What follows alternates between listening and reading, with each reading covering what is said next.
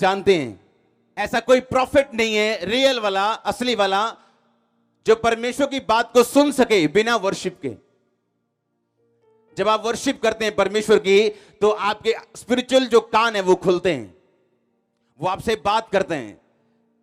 मत्ती 15 उसकी 21 से लेके 28 आयत तक लिखा, कनानी औरत जिसकी बेटी को दुष्ट आत्मा थी, और बाइबल कहती जब उस परमेश्वर के पास जाके वो बोली, परमेश्वर मेरी बेटी में से दुष्ट आत्मा निकाल। यीशु मसीह ने कहा, नहीं, मैं इजराइल के पास ही भेजा गया हूं, लड़कों की रोटी कुत्तों को देना उचित नहीं। तो बाइबल कहती उस औरत ने आकर यीशु मसीह को प्रणाम किया। इंग्लिश की बाइबल कहती है कि उस औरत ने आकर यीशु मसीह को वर्शिप किया। शी वर्शिप्ड, उसने यीशु मसीह को वर्शिप की, और परमेश्वर ने कहा इस बात के कारण चली जा, वो दुष्ट आत्मा तेरी बेटी को छोड़ के जा चुकी। सुनो, एक बाउंड्री जो परमेश्वर ने ठहराई थी, एक ऐसी बाउंड्री जिसके अंदर वो औरत आके आशीष नहीं ले सकती थी, बाइबल कहती वो बाउंड्री परमेश्वर ने ठहराई थी। लेकिन जैसे ही उस औरत ने वर्शिप शुरू की, परमेश्वर अपनी बाउंड्री के बाहर आकर उसे बरकत देने आ गया। हालेलुया।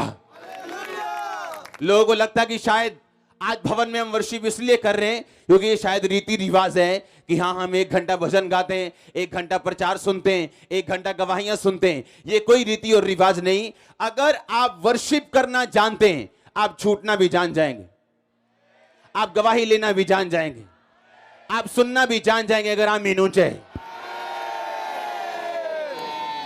बाइबल कहती परमेश्वर का तेज उस भवन के ऊपर नहीं था जब तक उन्होंने तुरहियां, सारंगियां, झांझ, और लिखा एक स्वर से सब जन परमेश्वर की आराधना करने लगे। एक स्वर से, किसी का ध्यान इस बात की ओर नहीं था टाइम क्या हुआ है। कहां रहता है परमेश्वर, स्वर्ग में या स्तुतियों में? अगर वो स्वर्ग में रहते हैं तो स्वर्ग बनने से पहले वो कहां था फिर? क्या वो बेघर था? नहीं, लिखा उसने अपने हाथों से स्वर्ग को बनाया। स्वर्ग भी उसकी दृष्टि में निर्मल नहीं है, फिर वो कहां रहता? अगर उसने धरती और आकाश को और स्वर्ग को बनाया, तो वो स्वर्ग बनाने से पहले कहां था? लिखा वो इजराइल की स्तुतियों के ऊपर विराजमान है। आपकी स्तुतियों के बीच में वो रहते हैं। हालेलुया।